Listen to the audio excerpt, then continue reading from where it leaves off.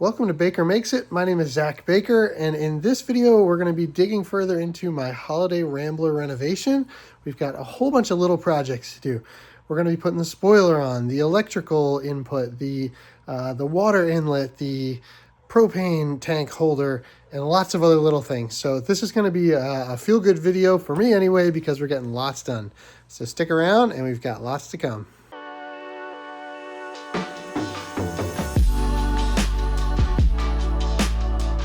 All right, first up, we're going to put in the black trim that goes around the door and on top of the two rock arts.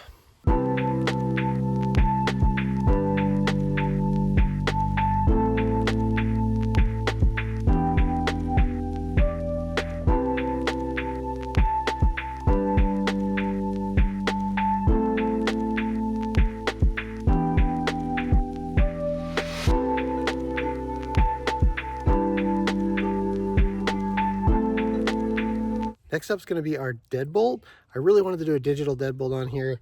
The hole had already been drilled and I just barely could fit this one on here. I got into installing it and then I realized that the clearance needed on the inside between the screen door and this just make this impossible. So unfortunately, that's not going to work. So we're going to swap to a regular deadbolt.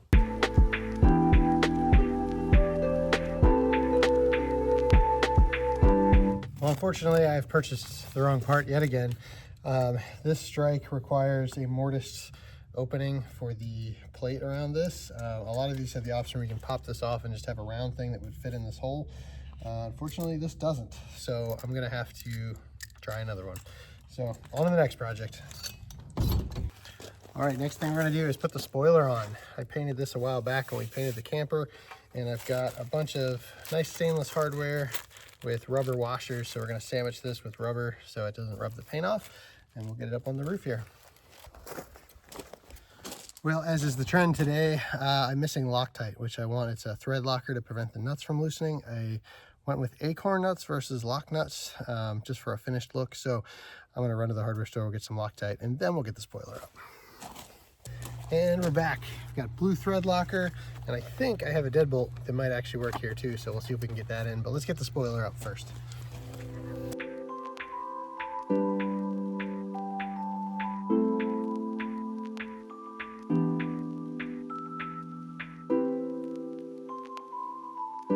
Okay, we're gonna check the spoiler off the list. I put it on upside down the first time, but I think this is the right way. I ended up not using all the hardware I got, but I at least have rubber washers on top. Everything looks good, nice and rock solid. So let's get back to that deadbolt, see if we can get that on.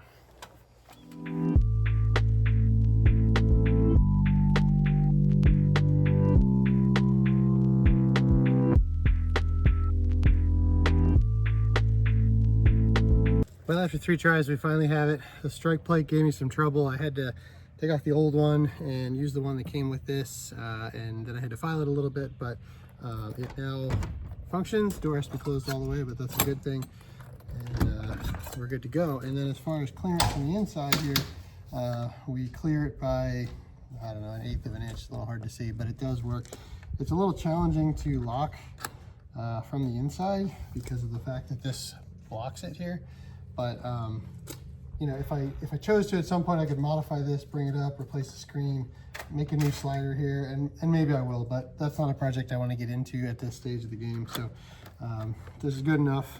It's operable, and we're going to call that done. So that's a nice thing to have off the list. I've been kind of messing with that for months now, so we're good to go on that one.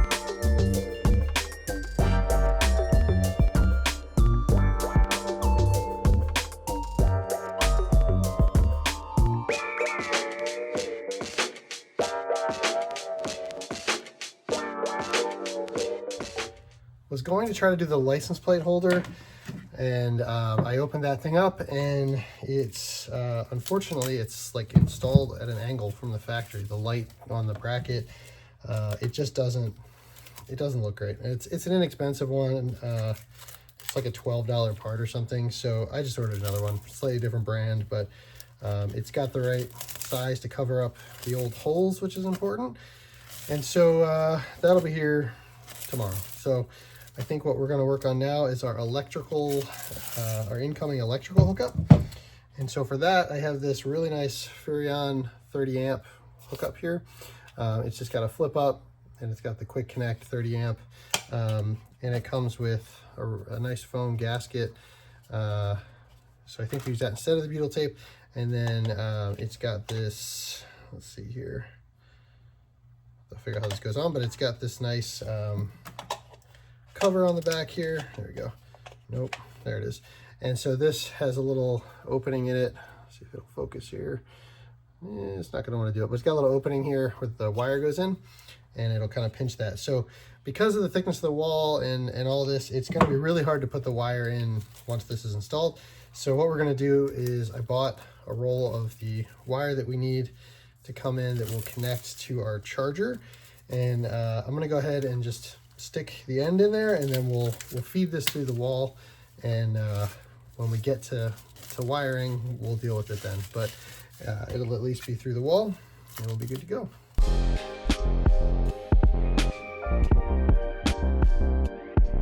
All right, we've got this marked out. I've got the correct size drill bit, which in this case is a 2 3/8.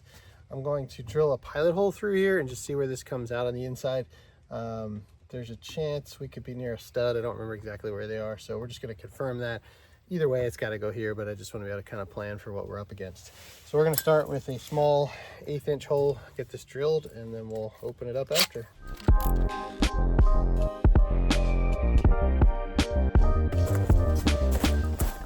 Okay, we're totally clear of any studs, which is great news. So I'm going to take this out, drill it to the size of my pilot bit on my hole saw, and then we'll start cutting this bigger hole.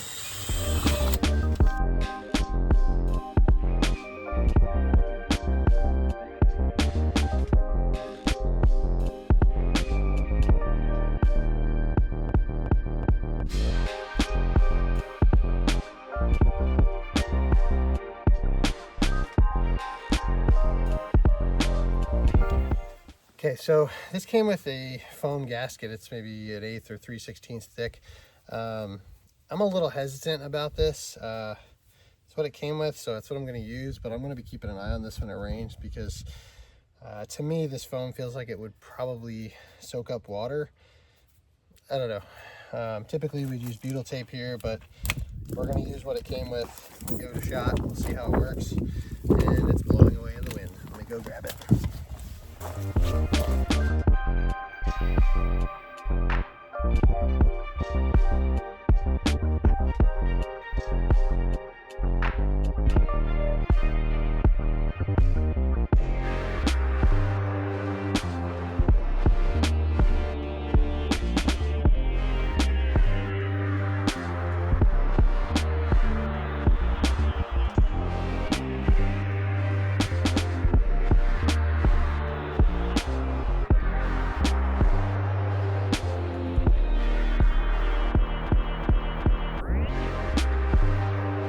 Right, that's in. This is starting to feel really cool to see some of these finishing details go on the outside.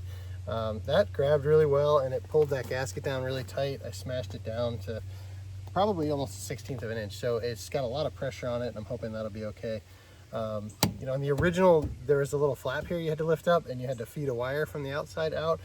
This one is a more modern one, so it's got the twist lock connection from Furrion, and that'll go on there, so easy to swap out the cable, easy to run a different length cable if you need to.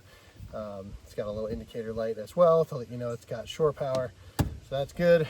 Once we got our new license plate bracket, I think that's going to be it for back here. So let's see if we can go put the water inlet in. That one's going to be slightly more complicated, a little bit of framing maybe. Let's go take a look at that.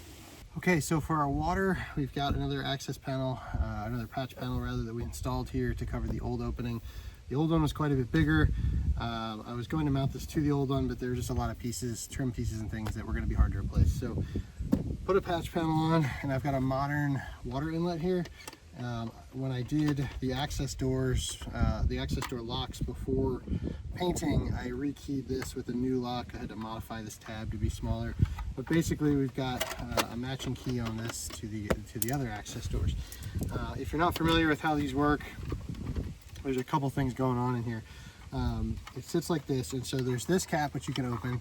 This is slightly pointed down, and you can fill this up with like a water jug or something like that if you wanted to just fill it with the container. In most cases though, you're going to be running this off of some sort of pressurized water fill, so like a water hose at a campground or something. And so for that, there's a little cap here you pop off, and then you would have a dedicated fresh water hose you would connect to the water supply, tighten that down, and then this will be connected on the back to our tank. Or actually it'll be connected to our water lines directly. So this would fill the tank, but it can also provide direct pressure to the system without having to run the pump. This also includes a little access door here, so you can pull this panel, swing it to the side, and then you're able to lock this shut with a hole in it so the garden hose can hang out, the drinking hose rather, can hang out while this is still locked. No one will have access to your water. So what we're going to do is get some measurements on this for the actual rough opening size, get it marked on here, cut it with a jigsaw, and then we're going to add a little bit of wood on the inside to make the framing in there a little smaller, so when we screw this on, it's actually connecting to something firm on the back side. So let's get to it.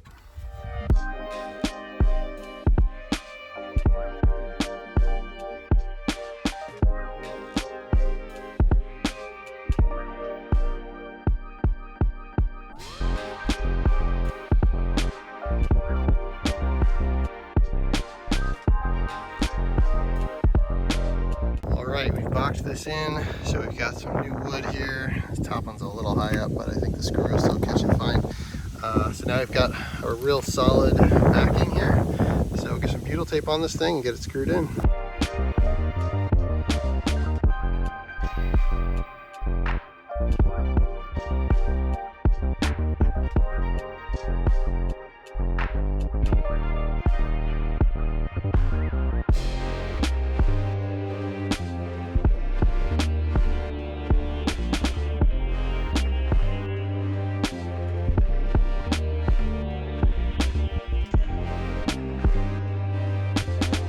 Alright, we're pretty solid there.